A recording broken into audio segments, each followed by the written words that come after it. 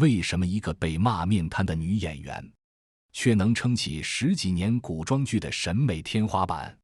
刘诗诗的故事可能比你想的更拧巴。她不炒热搜，不抢镜，演戏也不爱用力过猛，台词轻，表情稳，风格一直都不讨巧。但就是这样一个人，却成了国产古装剧最稳定的存在。刘诗诗，一个被质疑不会演戏，却在古装剧领域站了16年的女人。可以质疑她的演技，但没法否认，她就是国产古装剧的稳定牌。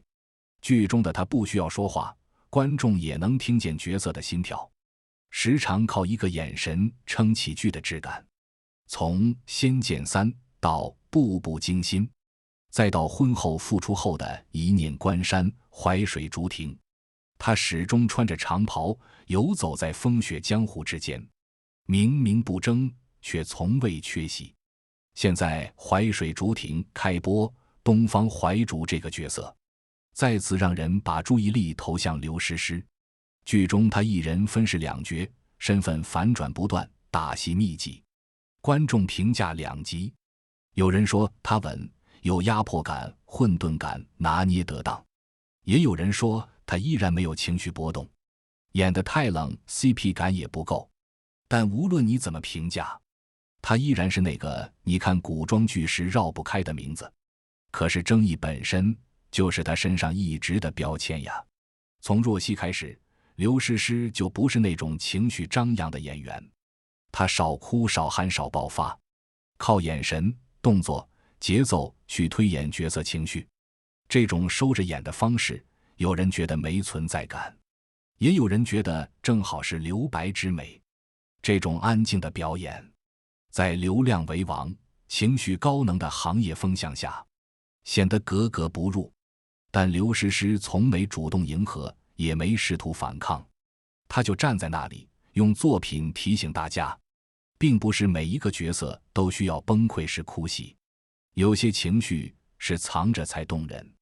其实，从2009年到2025年，刘诗诗出演了10多部古装剧，她不是转型古装，她是活在古装里。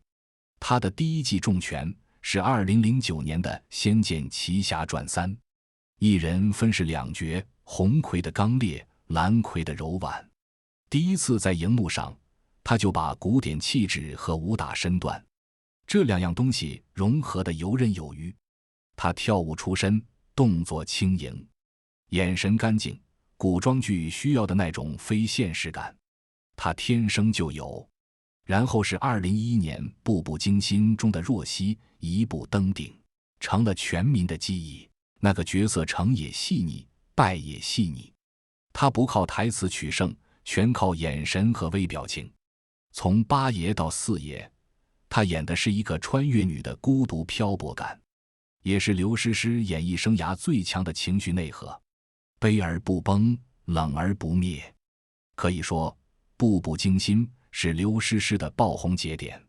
当年导演李国立曾评价她，刘诗诗不是那种天生带戏的演员，但她的气质是角色自己选中的。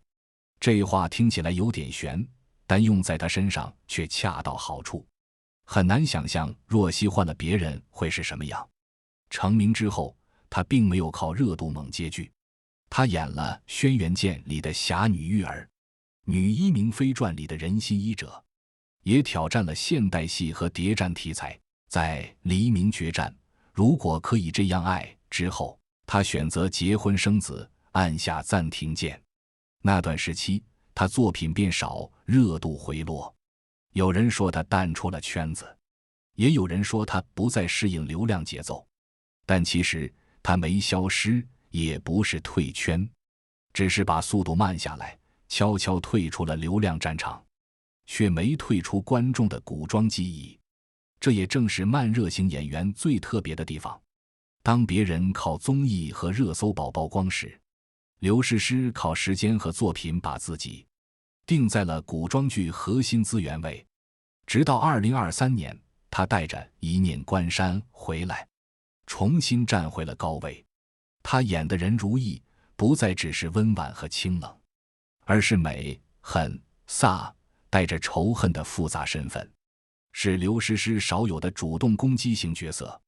她在剧里面自己上打戏，披甲骑马，撕掉了观众对她只能演柔弱美人的印象。到2024年的《掌心》，她演疯批复仇女主，角色情绪更极端，行为更激烈。你能看到她在尝试摆脱清冷美人的标签，但也明显能感受到她并不是每一次都能完美驾驭。这几年她的台词、情绪爆发力经常被质疑，气若游丝、面瘫无感，尤其是 CP 感的问题，几乎成了她每部剧都会遇到的争议。但就市场表现来说，她的古装价值还在。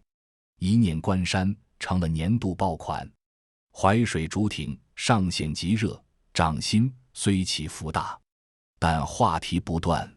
她不是爆发型演员，但她是那种存在感很长很强的演员，不惊艳一时，却耐看10年。刘诗诗的戏像焖汤，第一口没什么味，但你放凉一会儿再尝是有后劲的。有网友这样形容她，这大概就是她作品的真实写照。刘诗诗的问题不在于不会演，而在于演得太克制。她不走极端，不制造情绪高点，放在快节奏的网剧时代确实容易吃亏。但也正因如此，她的戏经得起时间回看。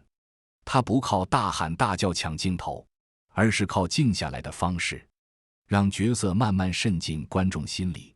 作为85花中少见的长线选手，刘诗诗从来不靠绯闻、综艺炒热度，也不靠人设翻红，她靠的是一部部作品堆出的信任值。